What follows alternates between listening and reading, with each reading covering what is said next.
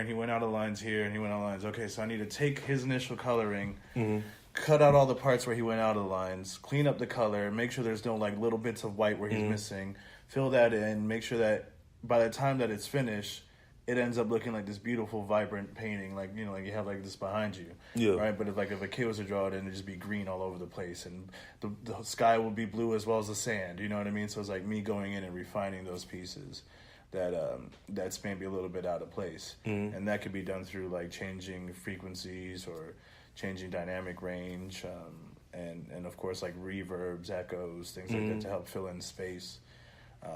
And then of course playing around with like panning. You know, I don't think there's a lot of engineers that allow you to really play with the whole space. You know, they don't play with the whole space. So like I try to do that, just to make it sound like there's a lot more happening than there actually is. So for up and coming engineer and producer, I want to hear from you first. What advice would you tell a young 16 to 18-year-old engineer producer to continue to work on their craft? Because I know when I was younger, I wanted to be a producer, but I wasn't patient for that. I was like, I'm just gonna stick to DJing. You know what I'm saying? Like what advice would you tell them to encourage them? Patience is a huge thing overall. I think when it comes to this industry, period, you have to realize that instant gratification in music is not a thing. Like there is no such thing as you do something and it comes out banging right away. So it's like you have to understand that you need to have that patience. You need to have the diligence, the perseverance to continue on, and know your value. A lot of people, like she was saying, like, you know, they see it for the paycheck. And so a lot of times you have artists that just see you as like someone that they could just use and bring on. And a lot of times you hear as like a producer or as an engineer, like, oh yeah, you gonna be my engineer, and when we get on and da. And it's like, why are you making plans for me, man? Like, why are you trying to plan out my future? Like, who said I wanted to do that? Where was the contract that I signed that said I was gonna be stuck with you for the rest of your career? You know what I mean? Like, nah, chill. Like, I'll help you out with this project, but like you as an engineer need to understand your value and understand that you have the things that you want to accomplish. So don't let those other people get in the way of that. You know, keep going with what you want to do. That's what's up, man, because they need to hear that, man. Like, it's just, when I was young, I had all these artists and stuff saying, man, I'm you, my DJ and stuff. Nah, no, some I believe. You know, some I believe, and to this day I still work with them, but I don't know, like, I'm just the type of person where I don't want to be I'm loyal, but I don't want to be too locked in on certain people. I still want to, you know, grow and work with different people. As a producer now, you know, what advice would you tell a 15, 16, 17, 18-year-old, you know, how to... I say, those tutorial videos that you watch online, don't mimic them. Just go for the mixing tips. Don't mimic the patterns and stuff. Because I feel like a lot of people they feel like once you start producing or behind the scenes, you have to sacrifice and compromise who you are for the artist so you can get to where you can get. Like, in the beginning of this journey of me producing, I've done music for people who accepted me for my sound, and I've tried to appeal to people who don't really necessarily know what I can do, but they know I can make music. And I always advise that person that you should go for the people who accept you for your sound, because you try to appeal to those people, you're gonna feel disappointed, and you're gonna feel doubt, you're gonna feel fear, you're gonna feel like nobody fucks with you, you're gonna feel like nobody cares for your sound, and you're gonna quit. Everybody, I don't know who doesn't like me on Twitter, who has me muted, but I always go in about trap music, I was going in about the wave, I was going in about the shift of the music period. I'm a spiritual person. Okay. So I understand, like, if I see certain sounds or hear certain sounds, see certain symbols or hear certain symbols, I am not going to go to that music.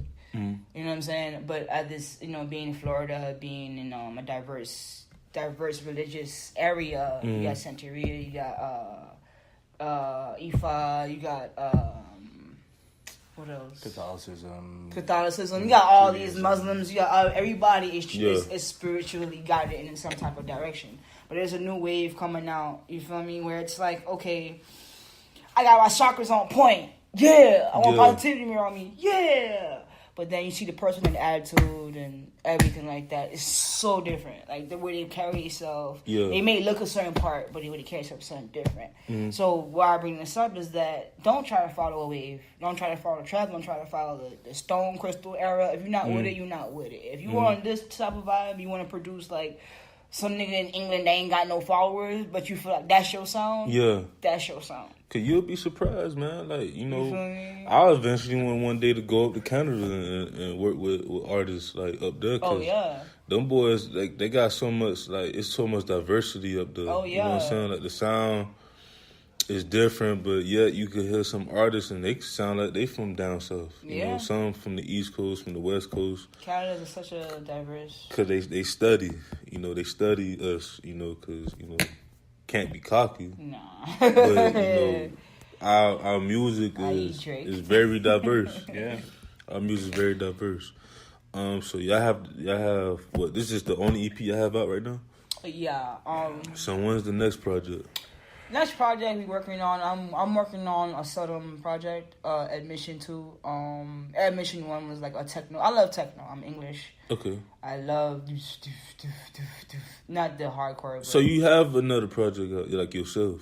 Mm-hmm. You know, on my I have a SoundCloud out. I have like beats on there. Okay. I'm solely a producer on my own solo tip. It's only when I'm with him that I link up to be an artist, a vocal artist, and stuff like that. So. This Admission 2 is going to be just another not techno, but house influence. It's probably have some type of soul selection vibe in there, like Sango, Mr. Carmack. I don't know if you know that. That's how influence. I've been studying their music, so I'm trying to influence that in my sound. But it's going to be that with vocals on it. So I'm just trying to cater to Seldom and also cater to VVX. VVX is coming out with a summer project as well. But they have do we have to make a sound where it's like we can do this and we can do this. Yeah. So the project, y'all have a project coming out in the summer. Yeah. Yeah. When in the summer? Cause I'm waiting for that. You know what I mean? We're actually currently working on it. Okay. We have right now about 3 in the bag. 3 in the bag. Yeah. And shout out to Tokyo. Yeah. Well, 4 in the bag. We have about 4 in the bag. Yeah. We probably want to get another like 3 lined up. And, you know, obviously, like, when it comes to songs, that could be about 5 songs and, like, an intro-outro thing. But probably want to get about 3 lined up more before we get it out. But I would really love if we could do it towards the end of May. End of May, yeah. That'd be perfect. That's like Memorial Day weekend. Exactly. And all that stuff. Yeah, and I definitely want us to try to drop a single soon. We're dropping singles, man. What? I don't know if y'all can name the artists. Tokyo Extraordinaire. We're planning, we're working until everything's gonna be part. We're planning on some other features. Like I said, you reach out to these artists, and it's up to them. But right now we have Woken and Tokyo right now, and them two right there know how to ride a beat. Wait, Tokyo who? Tokyo Extraordinaire. She's in Tallahassee. She's actually doing that made me make music in Mr. Davis class in high school, and she has music out? She has music up, yeah. Tokyo X. Extraordinaire. I'm gonna say I don't want to be confused because, you know, it's Tokyo Jet from Jacksonville. Oh, nah. It's Tokyo. Cause she's dope. She's very dope. But I want to listen to her too. Yeah, she engineers, she produces, she does all her stuff. Like, everything you hear vocally, sonically that she's on, she does her stuff. Is Christy on this project or no? I mean, you know, as in, I don't know. It depends. It depends, like, what she feels. Like, Christy is more so like she cares about her craft. Mm-hmm. But if we can't influence her to do like a little summer friendly record, we can. But I don't know. I think it's also just sonically, it's a little bit different than the first EP. Mm-hmm. I think it has a little bit of a darker tone to it compared to the first one. The first one's definitely a little bit more positivity. And I feel like she definitely represents that very well. Yeah. So I don't know if she would necessarily fit sonically with where some of the tracks are right now. And not that it's going to be like this, like like sad kind of like depressive kind of thing or angry kind of thing. It's not like that. It just has a darker tone in general.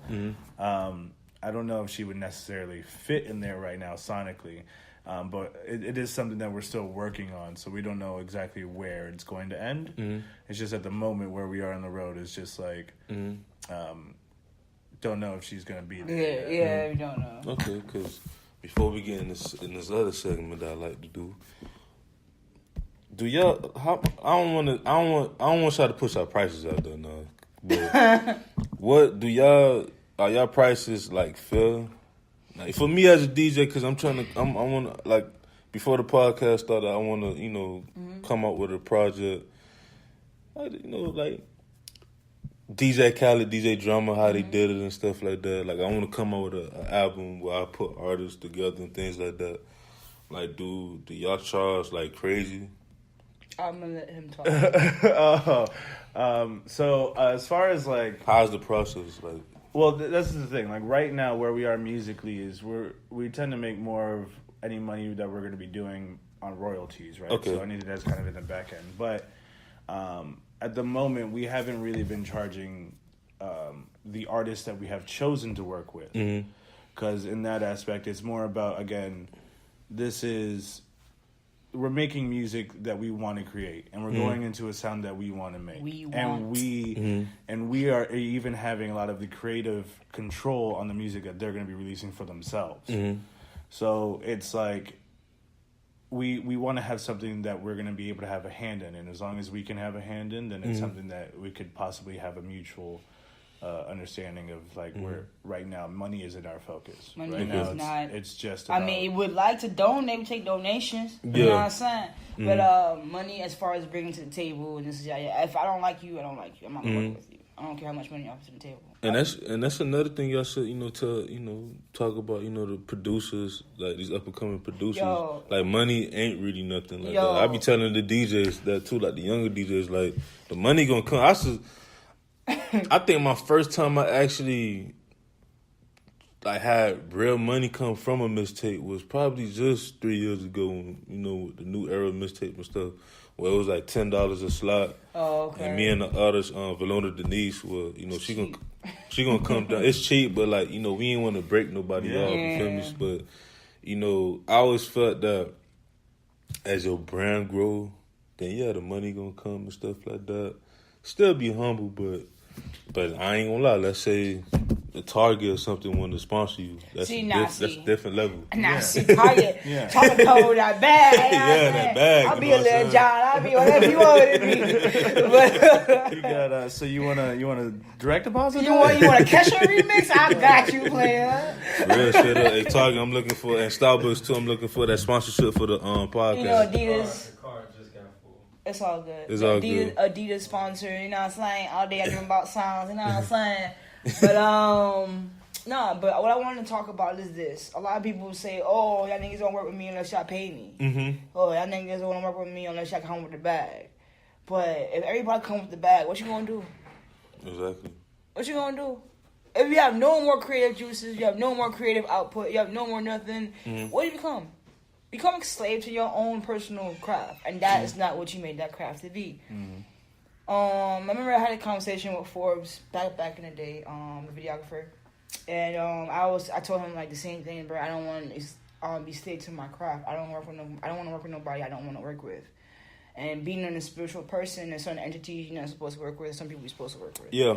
And I don't want to be a slave to anything. I don't want to be forced to do nothing. Like like I did a photo shoot the other day for a female, and like every day it was like, when are you gonna have my pictures ready? When are you gonna have and it's only a week ago, and she sent me 63 pictures to edit. You know what I'm saying? And she didn't pay me, which is, you know what I'm saying, but at the same time, it's like people will make you stress about something they need at their time, and then they will want more. You feel me? And then you gotta make it seem like you either too early. Oh yeah, nigga, you my nigga. I'm gonna come to you every day. You come too late. Oh nah, it's bad business. Come right in the middle. You still in the same paradigm. You feel me? You still in the same realm. So it's like, bro, I advise anybody. You can up the price, whatever, to limit your customers, but don't reduce your price to where everybody's accessible. You become a slave to that shit. Yeah. You know what I'm saying? If we totally had a price for, if we were like a price for the company, I would charge $500 for a beat. 500. Because at the end of the day, he